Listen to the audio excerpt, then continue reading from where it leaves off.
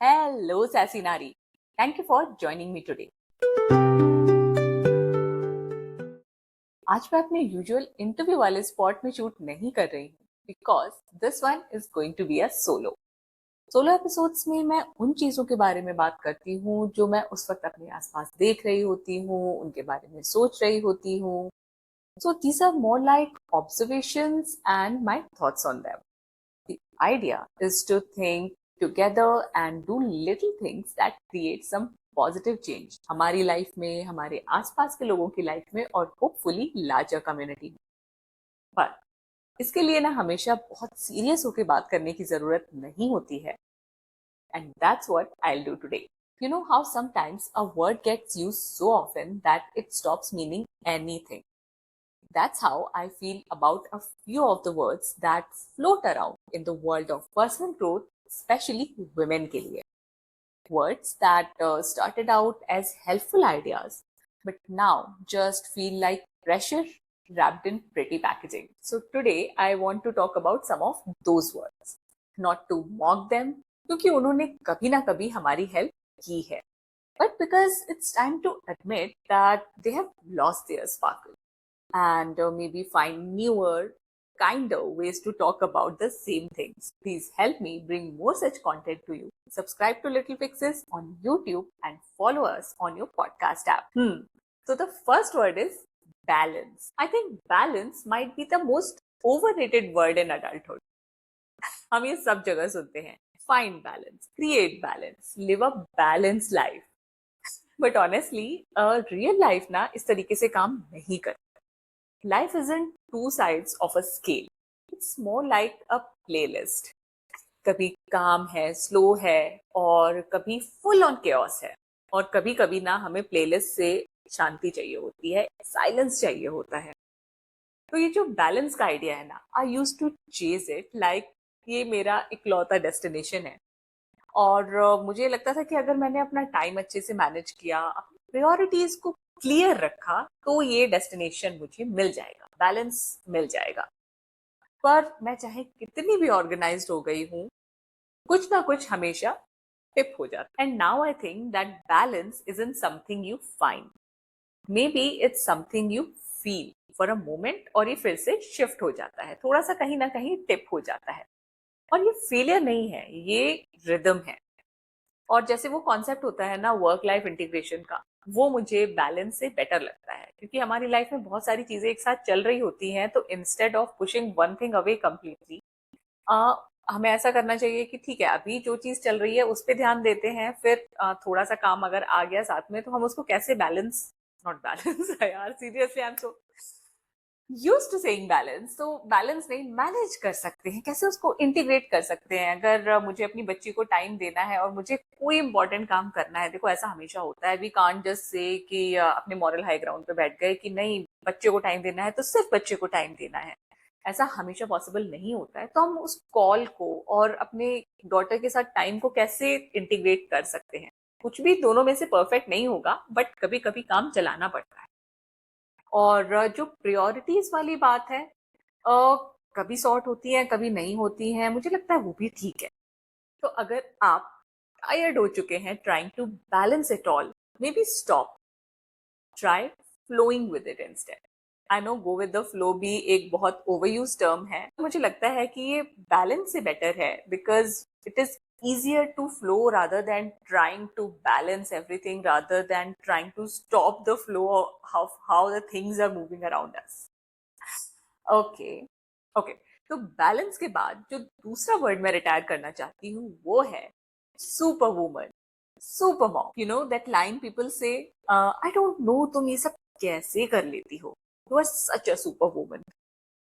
अब देखो, इसका मतलब कॉम्प्लीमेंट ही है, but every time I hear it, मुझे ना डर लग जाता है. बिकॉज इसको सुन के ना मुझे थोड़ा प्रेशर सा फील होने लगता है. मुझे ऐसा लगता है कि I am not allowed to fall apart. क्योंकि अगर कोई देखेगा तो कहेगा अरे तुम तो सुपर वुमन थी, ये क्या हो गया. हम खुद ही अपने आप में प्रेशर लेने लग जाते हैं, बिकॉज ये वर्ड ही ऐसा है. हम अपने आसपास इतनी सारी इमेजेस देखते हैं, तो ऐसा लग सकता है. एंड द ट्रूथ इज कि I don't want to do it all. I want to just do what matters and do it with some peace. तो we have been sold this image of the woman, आपने भी देखी होगी, चाहे वो literal image हो चाहे किसी और तरीके से उस चीज को अप्लाई किया गया हो कि जो वुमन है वो घर, काम, रिलेशनशिप्स, फिटनेस, पेरेंटिंग सब कुछ मैनेज कर रही है, साथ में वो थोड़ी रेस्टेड और ग्लोइंग भी लग रही है। अब देखो ये जो इमेज है ना ये बहुत इंस्पायरिंग होती है, लेकिन इम्पॉसिबल भी होती है unless you have a ton of support around you, like paid help भी है, फैमिली का भी सपोर्ट है। जब तक ये सब नहीं है तब तक ऐसी इमेज आप नहीं बना सकते। और अगर आपके पास सपोर्ट है, सब कुछ है, तो आप सुपर वुमन नहीं हो, एंड फ्रेंकली होने की जरूरत भी नहीं, क्योंकि वी जस्ट नीड सपोर्ट।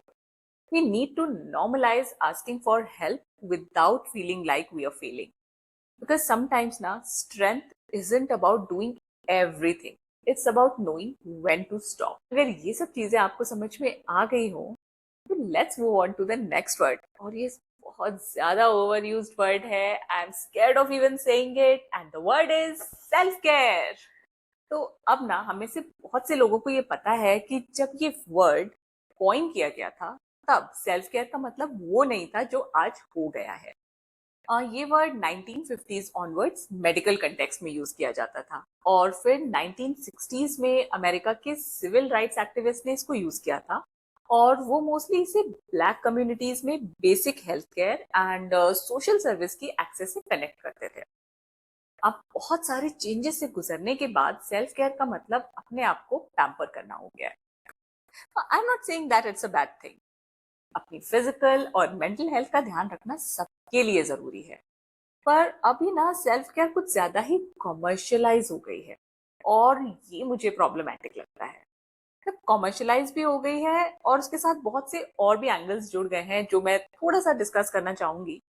अभी ये जो सेल्फ केयर का आइडिया है ना, ये शुरू तो ब्यूटीफुली हुआ था कि आप अपने लिए टाइम निकाल रहे हो, अपनी एनर्जी को प्रोटेक्ट कर रहे हो और अपने आप का ध्यान रख रहे हो, पर ना ये हाईजैक हो चुका है। अभी ना self care looks like expensive skin care routines और रिट्रीट्स, और अगर आपने ये सब नहीं किया तो गिल्ट। तो इस वर्ड ने ना मुझे आज बॉदर करना शुरू नहीं किया है, काफी टाइम हो गया है, इसलिए सेल्फ केयर के ट्रू मीनिंग के बारे में मैंने एक साइकोलॉजिस्ट का इंटरव्यू भी लिया था लिटिल फिक्सेस पे, और उसे मैं लिंक भी कर दूंगी यहाँ पर। तो उनके हिसाब से, जो मेरी गेस्ट थी इप्सिता चैटर्जी, उनके हिसाब से जो सेल्फ केयर है इट स्टार्ट्स विद रोटी कपड़ा मकान, और उसके बाद वहां से धीरे धीरे ऊपर जाता है। और अभी के टाइम में, मेरी अभी की लाइफ की फेज में, मुझे लगता है कि जो रियल सेल्फ केयर है it is far less glamorous. It is like saying no, it's asking for space, it's letting things wait because you need to breathe, और even choosing sleep over scrolling. Okay, ये नहीं कि आप scroll कर रहे हो क्योंकि हाँ मेरा मन हो रहा है, and you are ignoring what your body really needs.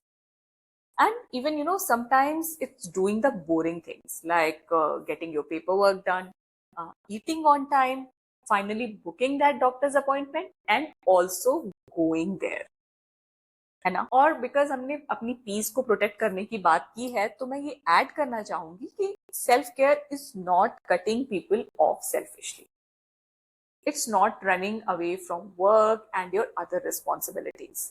So basically, self-care isn't about escape, it's about maintenance. Keeping yourself steady enough to keep going. Now with self-care out of the way, I have come to my last word, जो कि है having it all. अब ये जो word है, इसने तो भाई विमेन को डेकेड से बिल्कुल परेशान कर रखा है, हॉन्ट करता रहता है।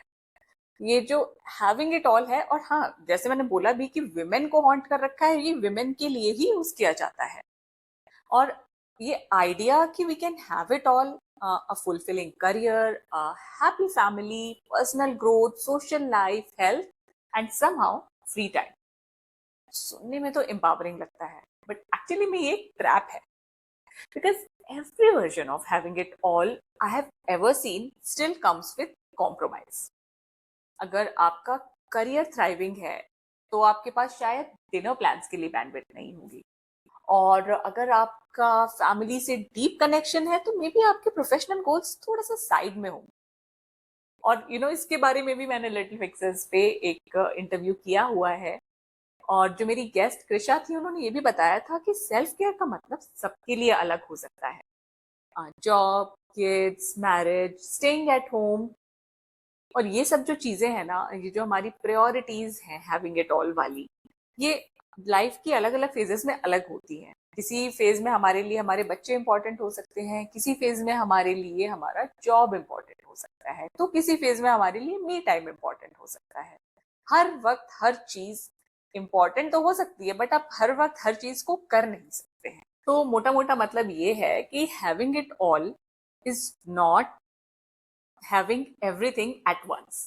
It means being at peace with what you have right now.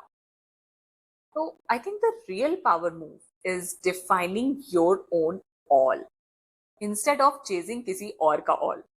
Okay. So these were my nominations for retirement: balance, superwoman, self-care, and having it all. They had their moment, they shaped how we thought about ambition and wellness, but maybe it's time for softer words. Words that leave space for life. Instead of balance, maybe it's rhythm. Instead of superwoman, maybe it's just woman. I'm happy with being a woman. मुझे superwoman नहीं बनना है. Instead of self-care, it's self-respect.